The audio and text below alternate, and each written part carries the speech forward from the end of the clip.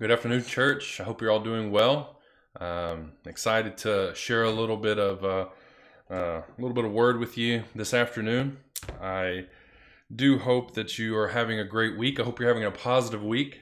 I'd like to say I appreciate all the feedback I got from last week's sermon. It's all been good stuff. So that's good. I hope we're all doing well, staying positive.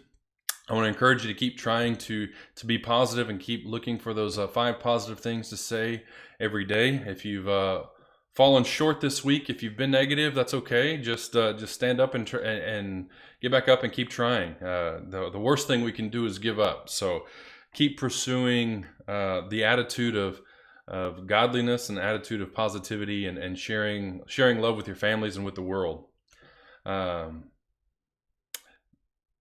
A little verse I wanted to share with you is actually coming from what I plan to begin preaching this Sunday.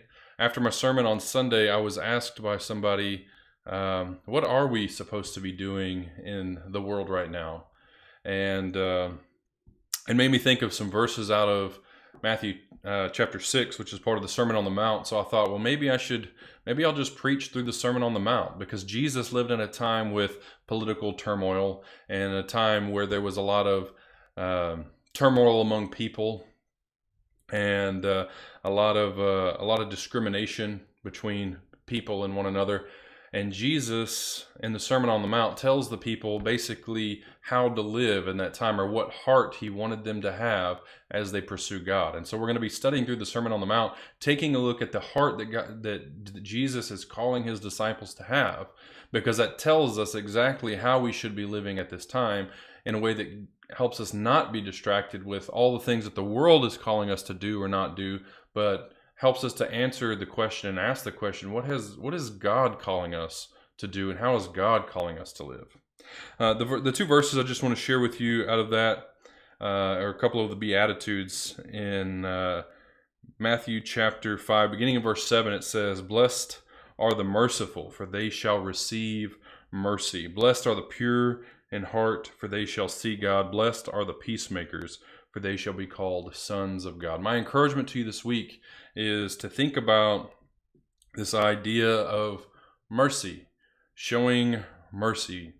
Blessed are the merciful, for they shall receive mercy. In another place it says, "Those who show no mercy, to them no mercy shall be given."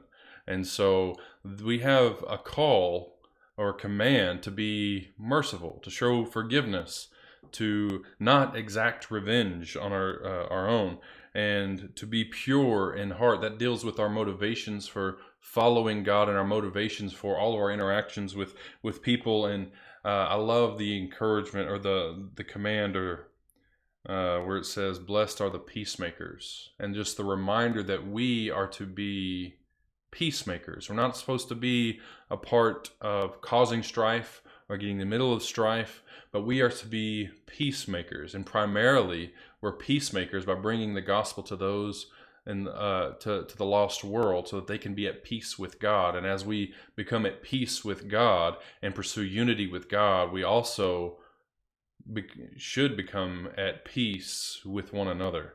And therefore, by carrying the gospel to the world, we are peacemakers. Anyways, I am so excited to share the sermon with you on Sunday morning, and the series through the Sermon on the Mount, Matthew chapters 5, 6, and 7. I encourage you to read those.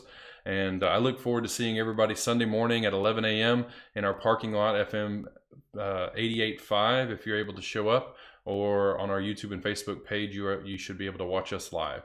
Love you, church. God bless.